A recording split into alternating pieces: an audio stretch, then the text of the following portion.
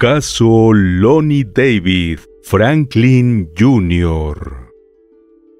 Los desechables usados en los locales de comida se descartan por montones a cada instante, sin que sus usuarios reparen demasiado en ellos. Pero para los investigadores criminales, gracias a la tecnología de análisis de ADN, estos objetos pueden convertirse en piezas claves para dejar al descubierto a escurridizos criminales, como Lonnie David Franklin Jr. Franklin era un afroamericano joven, pulcro, educado y bien arreglado. Así lo describió Henrietta Washington, la única mujer que logró escapar de este hombre de apariencia inofensiva, que en realidad era uno de los peores asesinos en serie de los que se tenga noticia en ese estado. Hola amigos, somos Ángel y Mayra y les damos la bienvenida a nuestro canal. Antes de empezar con el video, recuerda suscribirte y activar la campanita para que recibas una notificación cada vez que subamos algo nuevo. Tampoco se te olvide al terminar dejarnos tu me gusta. Sin nada más que agregar, acompáñanos a conocer todos los detalles de este expediente criminal. Lonnie David Franklin Jr. nació el 30 de agosto de 1952 en la misma ciudad en la que creció y que usó como escenario para sus espantosos asesinatos. Estaba casado con Sylvia Franklin, su esposa por 3 décadas, y tenía 2 hijos. Lucía como una persona amistosa y tranquila que a menudo conversaba con los transeúntes y vecinos en el frente de su inconfundible casa color verde. Quienes le conocían lo consideraban un individuo amable con quien se podía contar, que ayudaba a las señoras mayores a hacer las compras y jugaba con los niños de su comunidad, algunos de los cuales le decían Tío Lonnie. Los recuerdos de uno de sus hijos, quien fue entrevistado por Investigation Discovery, no son precisamente agradables. Dijo que estar con su padre no era divertido, que a veces eran las 3 de la mañana y aunque al día siguiente debía ir a la escuela, lo tenía que ayudar a empujar autos robados. Aseguró que le daba unas palizas de muerte y que era casi inconcebible que se le pudiera pegar así a un niño. Agregó que vio un montón de cosas a medida que crecía. Dijo que su padre era un pervertido y que todo el mundo sabía cómo era. El hombre sirvió en el ejército de los Estados Unidos y en julio de 1975 fue dado de baja después de cumplir una condena por participar en una violación en grupo a una joven de 17 años en Stuttgart, Alemania Occidental. Franklin y otros 2 militares que estaban estacionados en esa ciudad se acercaron a un adolescente para pedirle una dirección y le ofrecieron llevarla a su casa. La chica aceptó y acto seguido colocaron un cuchillo en su garganta y la llevaron hasta un campo donde la atacaron sexualmente de forma repetida. A pesar del brutal ataque del que fue víctima, la jovencita fingió que estaba interesada en Franklin y le pidió información que le permitiera comunicarse con él. Una vez que fue dada de alta del hospital, recurrió a la policía con los datos. Esa despiadada agresión sexual en Alemania sería el preludio de la carrera criminal del protagonista de esta historia. En esa ocasión, la víctima fue fotografiada por uno de sus cómplices, pero el modus operandi se repetiría una y otra vez en las violaciones y asesinatos que Franklin fue agregando a su macabro currículum, al punto que fue guardando las fotos de sus víctimas como trofeos en el garage de su casa. Franklin trabajó como asistente de taller en la estación de la división de la calle 77 de la Policía de Los Ángeles, a principios de la década de 1980. También fue recolector de basura para el Departamento de Saneamiento de la ciudad durante su primera ola de crímenes. En 1989 se las vio nuevamente con la justicia. Lo acusaron de un cargo de asalto, otro de agresión y 2 de robo. Por uno de estos fue condenado, pero antes de dicho arresto, en el periodo entre 1985 y 1988, el hombre enlutó al menos a 7 familias.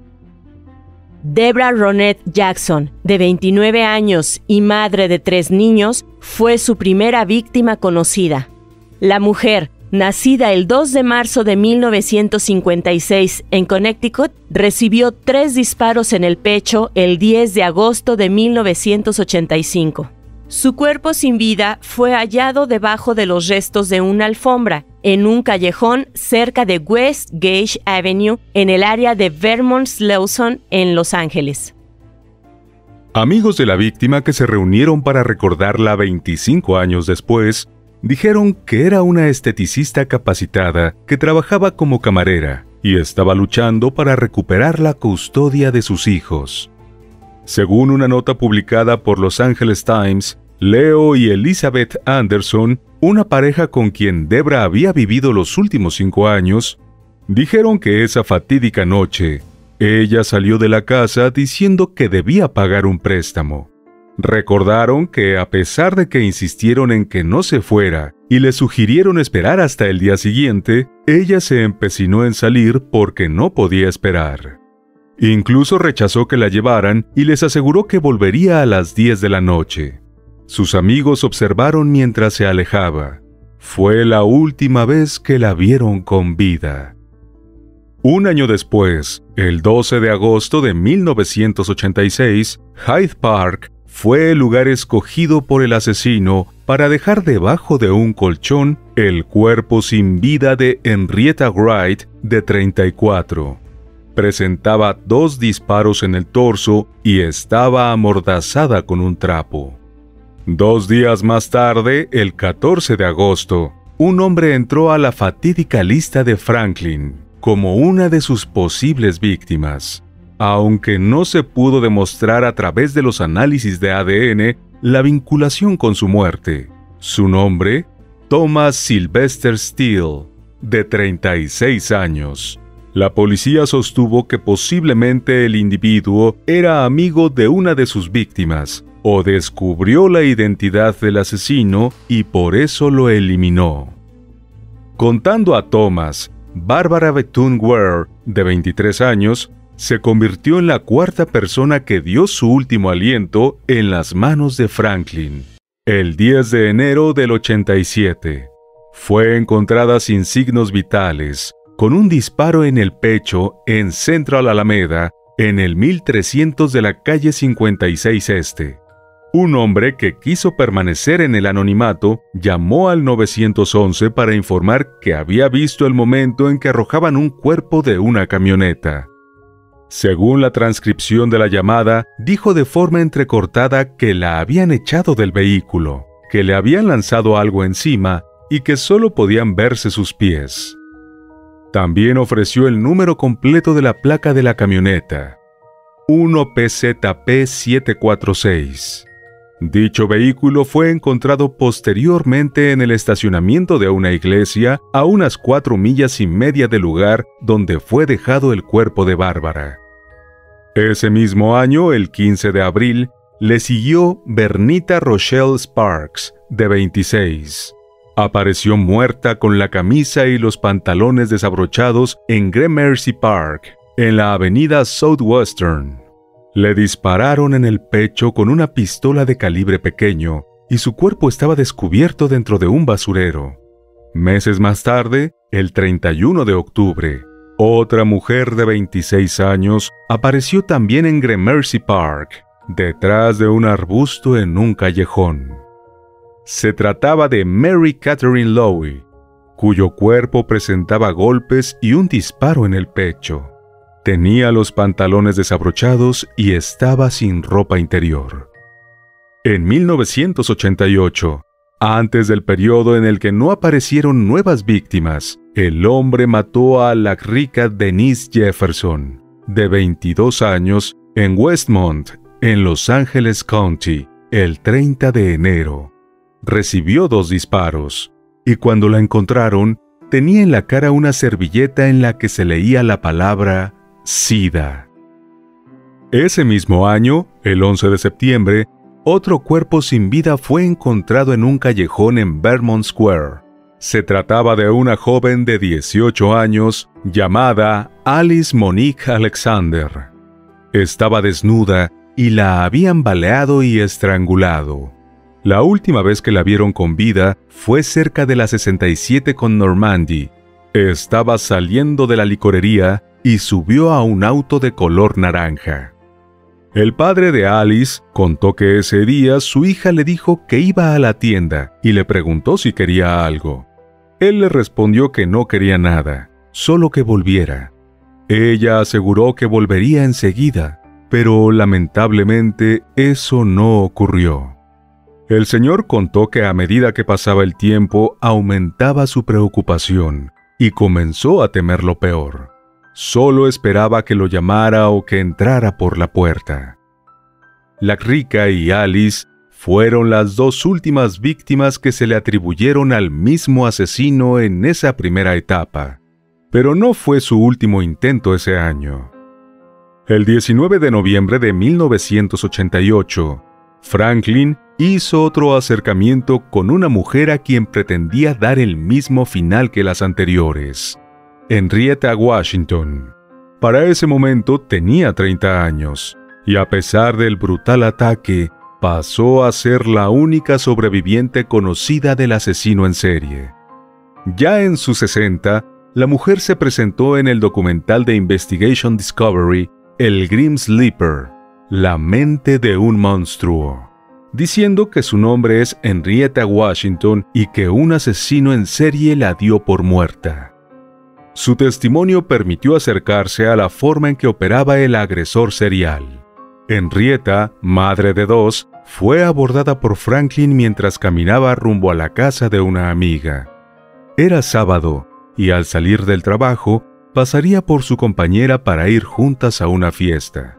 Cuando se acercó a la licorería, vio en todo el frente un Pinto modificado de color naranja con rayas de carrera.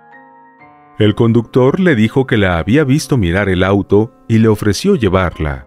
Su primera respuesta fue rechazar la oferta porque no estaba lejos de su destino. Él insistió diciéndole que eso era lo que pasaba con las mujeres negras, que nadie podía ser amable con ellas.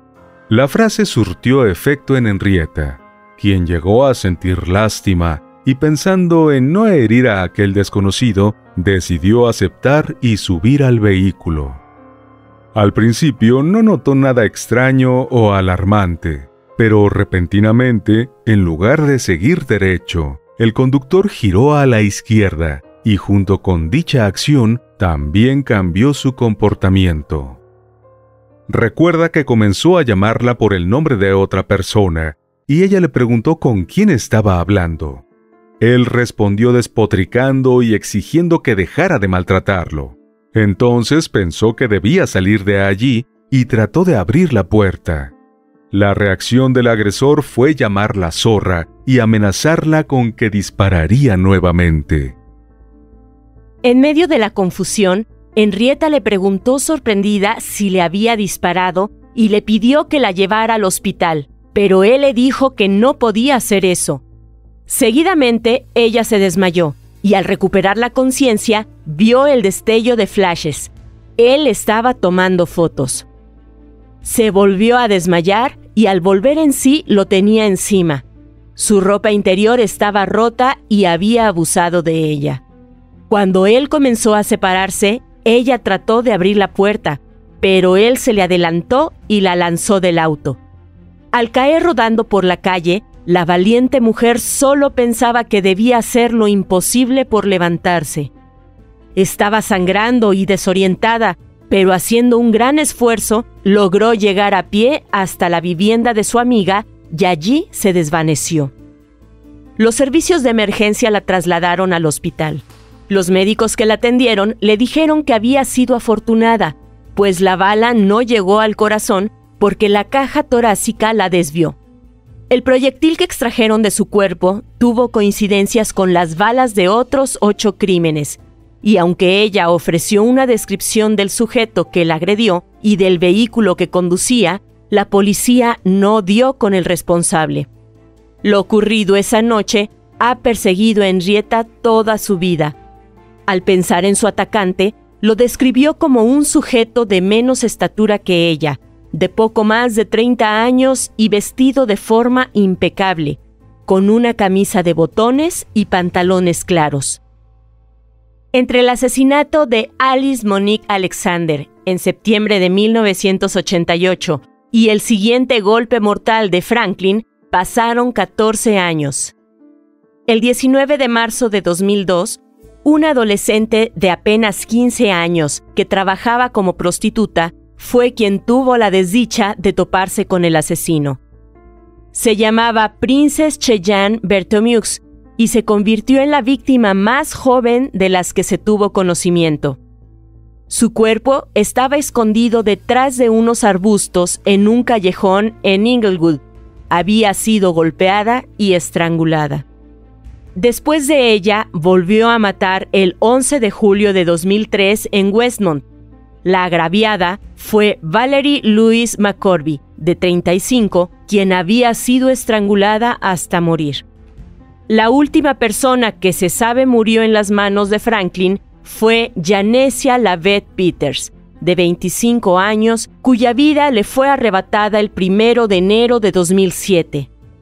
Su cuerpo fue encontrado desnudo dentro de una bolsa de basura en un contenedor en la cuadra 9500 de Southwestern Avenue. Tenía un disparo en la espalda y señales de estrangulamiento. Fue un vagabundo que buscaba latas entre la basura quien halló el cadáver y llamó a las autoridades. Los crímenes del asesino, que ocurrieron en un radio de 6 kilómetros en un barrio fundamentalmente afroamericano, tenían similitudes. Golpeó y abusó sexualmente de la mayoría de sus víctimas y en algunos casos recurrió al estrangulamiento. En aquellos ataques en los que disparó, usó una misma pistola calibre 25. Dejaba los cuerpos al aire libre, en buena parte en callejones de Los Ángeles, cerca del centro de la ciudad. En cuanto a las características de las mujeres que agredió, en su mayoría eran afroamericanas y varias ejercían la prostitución. Cuando comenzaron los asesinatos en la zona centro-sur de Los Ángeles, había un consumo desenfrenado de crack y también enfrentamientos entre pandillas. Definitivamente no era un lugar con una vida fácil. Además de Franklin, otros asesinos operaban en el área, con prostitutas y drogadictos como objetivo, y los callejones, parques y contenedores de basura como lugares preferidos para arrojar los cuerpos. Hubo tantos asesinatos que en 1989 se conformó la Coalición Negra contra los Asesinatos en Serie para protestar por la falta de vigilancia policial. Dicha alianza creyó que motivos raciales estaban detrás de la falta de información sobre los asesinatos y el perfil de los sospechosos, tan necesaria para prevenir a las mujeres de la comunidad. También hubo críticas hacia las autoridades cuando en la década del año 2000 resurgieron los asesinatos en vecindarios de afroamericanos. Finalmente, el 7 de julio de 2010, Lonnie David Franklin Jr., para ese momento de 57 años, fue arrestado. La Fiscalía de Los Ángeles lo acusó de 10 cargos de asesinato y 1 de intento de asesinato. La noticia corrió como pólvora y llevó a la comunidad y a los allegados de sus víctimas a concentrarse en las cercanías de la casa en la que el sospechoso vivió durante décadas, ubicada en una calle de viviendas unifamiliares en el sur de Los Ángeles, no lejos del lugar donde ocurrieron muchos de los asesinatos. Pero contrario a lo que podían esperar, los familiares a quienes les arrebató a personas queridas, los curiosos y medios que se acercaron al lugar, conocieron una cara del sospechoso que era difícil de imaginar. El vecino amable y compasivo que ayudaba a todos en la comunidad no tenía nada que ver con la imagen de un asesino serial. Uno de los habitantes de la zona comentó que se trataba de un individuo colaborador. Dijo que si alguien necesitaba arreglar su auto, él lo haría muy barato. Afirmó que era un hombre que ayudaría en lo que pudiera, cortando el césped o colocando las luces en Navidad. En ese mismo sentido, otro hombre compartió su impresión sobre Franklin confirmando que era un hombre muy bueno y que estaba completamente sorprendido. Entre las personas que se reunieron en los alrededores se encontraba Diane McQueen, tía de Janecia Peters, una de las víctimas, quien afirmó que a su familia le había afectado mucho la tragedia, pero que en ese momento sentía alegría porque finalmente habían arrestado al responsable. Donald Alexander, hermano de Alicia Alexander, reconoció que sintió curiosidad y descubrió que el hombre que mató a su hermana no estaba lejos del lugar donde creció, y que además estaba rodeado de gente que se parecía a sus propios vecinos. Pero, ¿cómo llegaron a colocar el nombre de Lonnie David Franklin Jr. como sospechoso de los crímenes que mantuvieron durante tantos años en vilo a la comunidad? Esto es lo que se sabe. El detective Cliff Shepard, quien trabajaba en la unidad de casos sin resolver de la policía, estaba intentando dar con el responsable de varios asesinatos. Por información de uno de los testigos de uno de los crímenes, sentía que no estaba más cerca de llegar a la verdad y se preguntaba si era posible que el hombre siguiera en el área.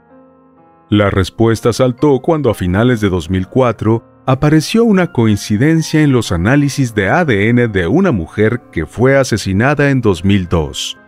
Era un hecho que el asesino seguía activo en la zona.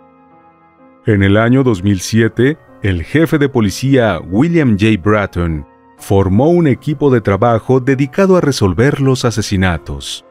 Tenía la evidencia balística del arma calibre 25, el ADN recolectado en las distintas escenas y la descripción de la única sobreviviente tanto del atacante como del vehículo.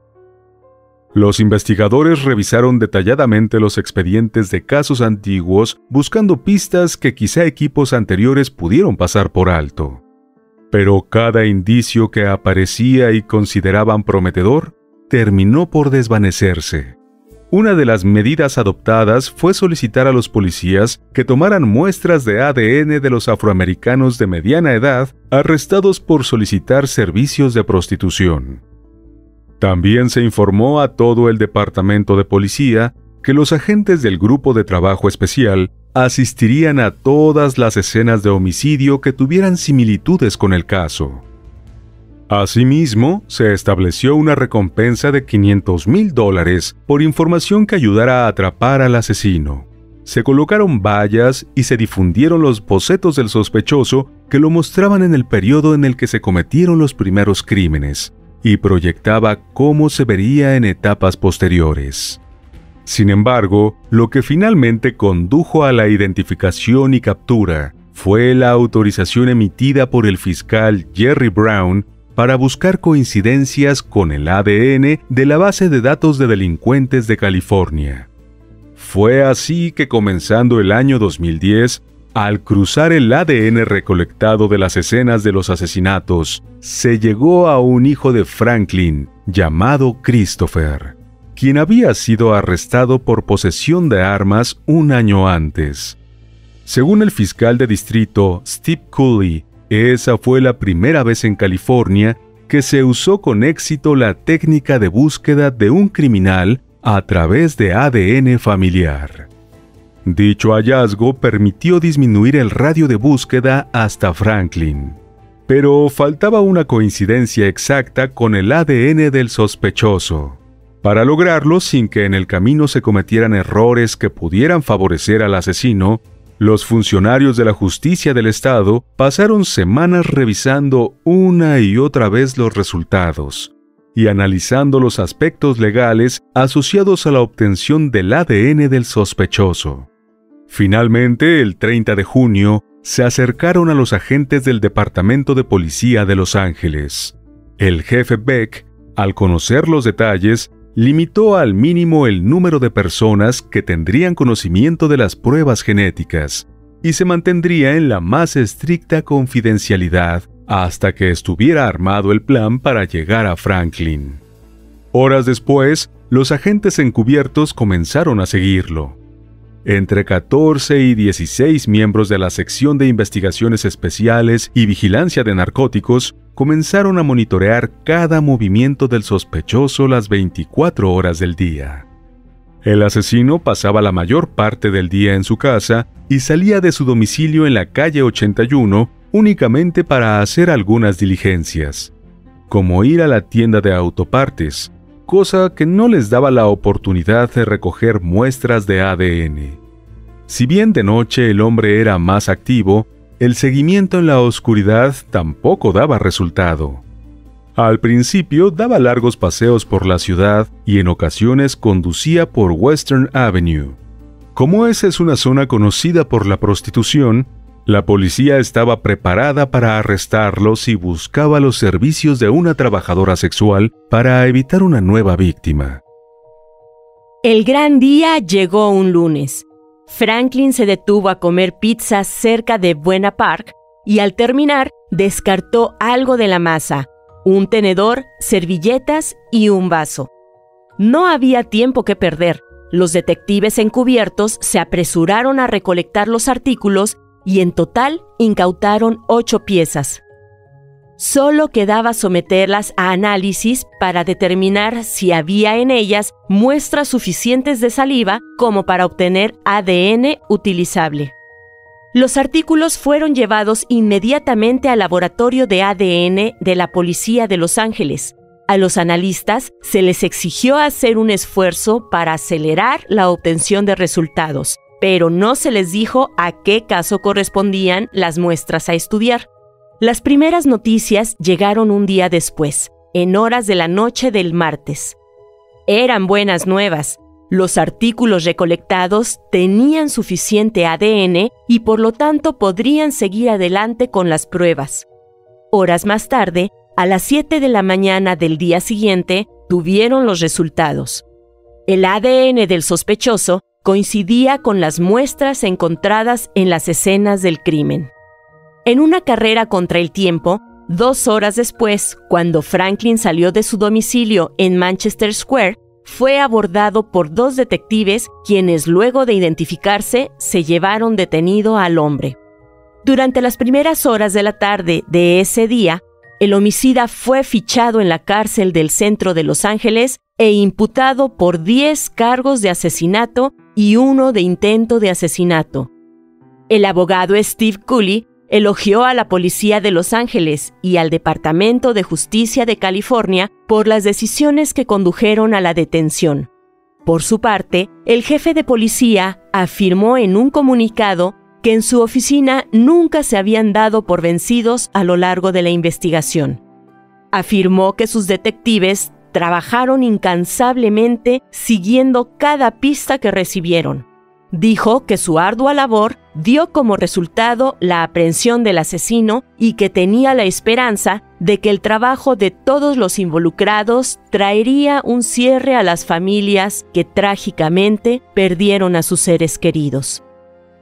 Al identificar al criminal, se descubrió que también tenía en su prontuario 4 condenas por delitos graves de posesión de propiedad robada, en 1993 y 2003, y 2 por delitos menores de agresión, uno en 1997 y otro en 1999. Fue sentenciado a 1 año de cárcel por el primer cargo de propiedad robada y 270 días por el segundo. Pero, además, al registrar su casa, los detectives encontraron alrededor de 1000 fotografías y cientos de videos que pasaron a formar parte de las pruebas. En esas imágenes había mujeres desnudas, inconscientes, algunas parecían estar heridas, otras podían estar muertas. Ante ese amplio portafolio, lo primero que hicieron los agentes fue identificar a las víctimas conocidas, quedando un gran número de fotos sin nombre.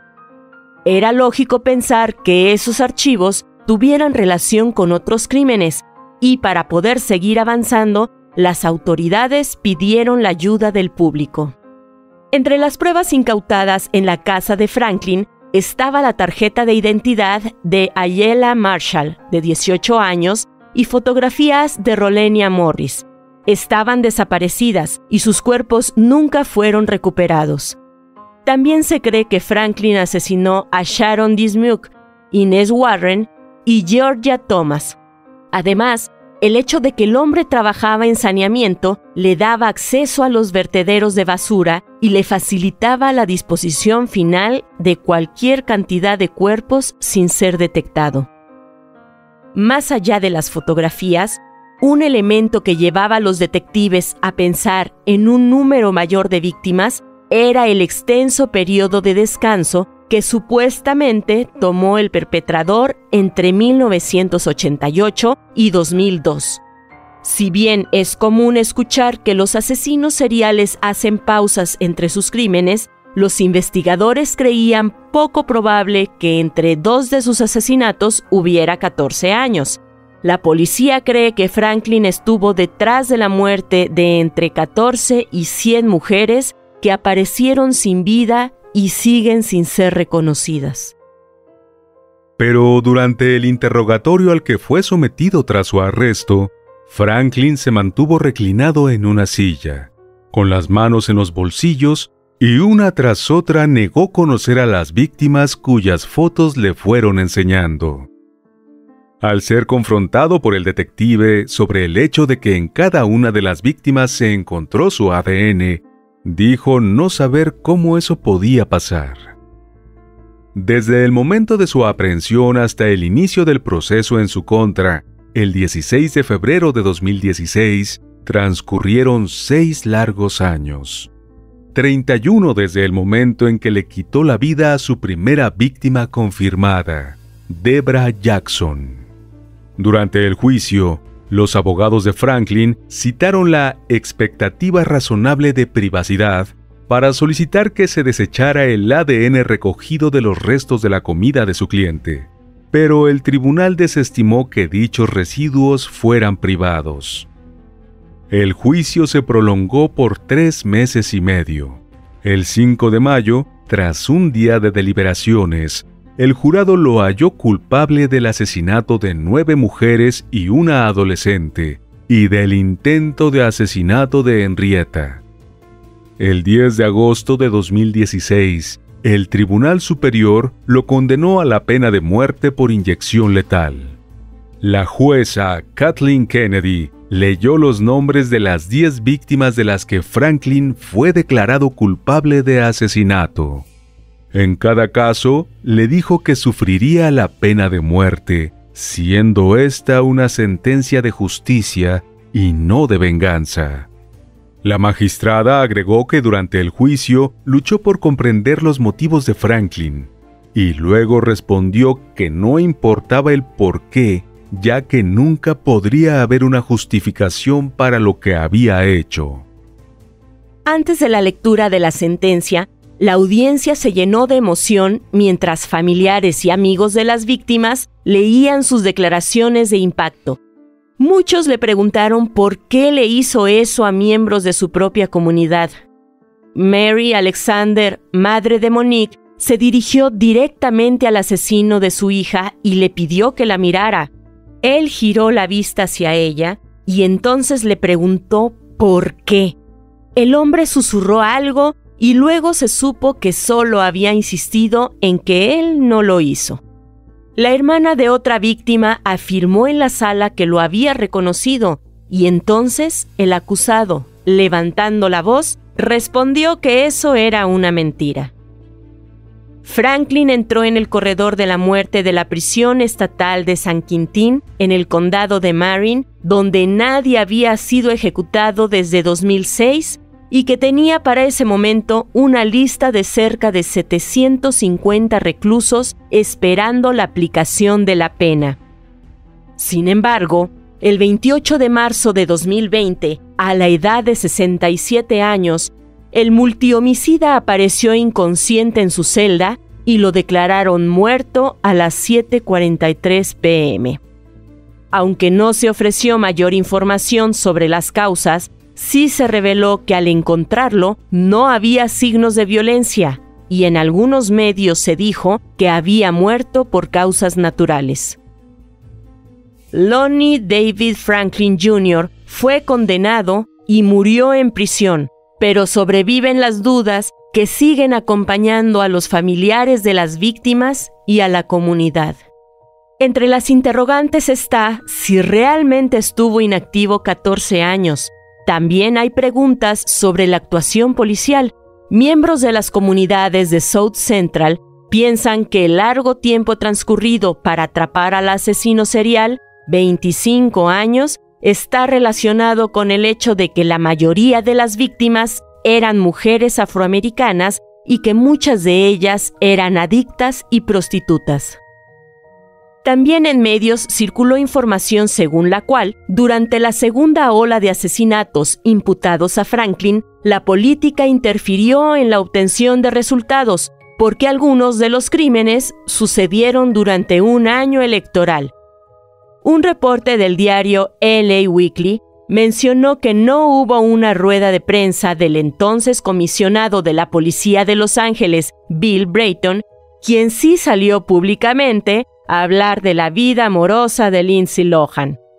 Al surgir nuevos casos semejantes a los ocurridos antes de 1989, la expectativa de la comunidad era que las autoridades alertaran a los habitantes y ante las similitudes compartieran la información con los familiares de las víctimas anteriores. Y bueno amigos, hasta aquí el caso de hoy. Nos llama mucho la atención un comentario de una de las vecinas de Franklin, quien lo consideraba un hombre de familia y buen vecino. Es una importante reflexión que vale la pena siempre tener presente, ya que muchas veces no sabemos a quién tenemos del otro lado de la calle. Y además la mujer confirmó que hizo que se diera cuenta de que nunca se conoce realmente a una persona.